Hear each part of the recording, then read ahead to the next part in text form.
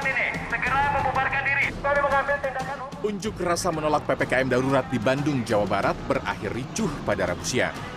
Diduga aksi demonstrasi yang awalnya digelar ratusan pengemudi ojol dan pedagang balai kota ini ditunggangi massa tak dikenal sehingga berakhir dengan kericuhan.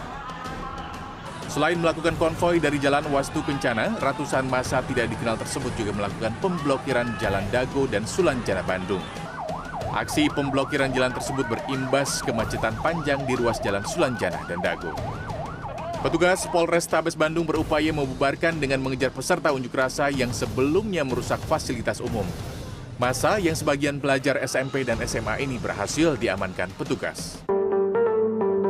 PPKM dilonggarkan, nakes di posisi bahaya. PPKM diperketat, rakyat akar rumput dalam posisi bahaya. Covid diabaikan, sistem kesehatan negara ambruk. Covid salah kelola, ekonomi ambyar dan rakyat turun ke jalan. Satu hal yang dipikirkan banyak masyarakat saat ini. Kalau ada apa-apa dengan pemerintahan sekarang, jangan sampai jatuh ke tangan yang modelnya sama lagi. Kapok. Maka mata orang pun menatap para calon dan kelompok yang ada, juga partai yang ada, dan mulai mereview satu persatu. Kita tahu saat ini ada 3 kelompok besar. Kelompok PDIP Gerindra, kelompok politik PKS Demokrat yang oposisi saat ini, juga termasuk di sini adalah kelompok yang diusahakan dikucilkan oleh pejabat saat ini yang dilabel kadrun oleh fansnya. Karena kalau kadrun berkuasa, mereka yang anti kadrun, ayo siapa orang itu? Tahu kan? Mereka disingkirkan. Jadi kadrun adalah ancaman, baik agama, ras, dan sosial statusnya. Terakhir, kelompok istana. Dalam istana bisa partai, bisa kedekatan individu. Maka kelompok pertama, merah oranye ini sebenarnya pernah berkuasa 3 tahun di zaman Ibu Mega presiden. Kemudian kelompok politik Demokrat PKS, mereka berjaya di zaman Pak SBY jadi presiden. Dan kelompok istana berjaya sekali saat ini yang dekat dengan Pak Jokowi. Dalam kelompok istana ada Partai Golkar juga. Ada kedekatan lainnya, perorangan ataupun kelompok. Kemudian terjadi masalah saat ini karena Covid. Dimana kalau ada apa-apa dengan pemerintahan sekarang, misalnya Covid merajalela tak terselesaikan, maka pihak istana yang paling kena imbas negatifnya. Kelompok 1, kelompok merah oranye ini berusaha menjauhkan diri agar tidak kena getahnya, agar kalau ada apa-apa dengan istana, mereka masih dianggap solusi oleh masyarakat. Kelompok ketiga jelas paling berharap pendulum swingnya ke arah oposisi. Kalau terjadi masalah yang membesar, mereka yang berpuasa jabatan selama 7 tahun ini atau selama 10 tahunan ini berharap dapat simpati masyarakat sekarang. Tanpa kerja sih sebenarnya. Kok bisa ya? Nggak kerja tapi ngarap dapat simpati. Ide atau konsep aja nggak punya. Mending bosman sih, walau terhina tapi pede kasih solusi. Kalau Covid berkepanjangan, ekonomi dan kesehatan masyarakat di titik terbawah, maka kelompok istana yang paling gedabrukan, panik, bingung, dan coba atur banyak hal sendirian bernegaranya. Bisa saja shuffle sana sini seperti ubah Panglima TNI, geser Ketua BIN, geser pejabat di TNI, geser reshuffle kabinet yang minor-minor, mencari bantuan asing. Pokoknya yang gulung komeng, gelundang-gelundung kerja ya kelompok istana ini. Yang oposisi memanfaatkan ini semua dengan memberitakan hal-hal yang buruk di sekitar istana dan pejabat terasnya. Oposisi ini, 2 partai utama Demokrat dan PKS ditambah pasukan yang dicap kadrun, yang dicap jual agama. Itulah mereka para oposisi. Di posisi 1, mereka siap-siap ambil peluang juga agar kepercayaan masyarakat tumbuh ke arah mereka. Juga tidak dipersalahkan atas kesalahan kelolaan Covid dan jatuhnya ekonomi karena istana yang paling bertanggung jawab. Kalau istana berhasil melewati masa pelik ini selama 3 tahun ke depan, posisi 1 dan posisi istana berusaha memainkan dongeng kesuksesan ini untuk bekal 2024. Kompak lagi mereka. Singkatnya, saat ini yang namanya politikus sisa, banyak yang masih diam-diam baik untuk ambil posisi. Mau miring ke istana atau mau ikut oposisi dengungkan terus kejelekan istana, nggak banyak actionnya mereka ini. Mereka ini seperti Nasdem, P3,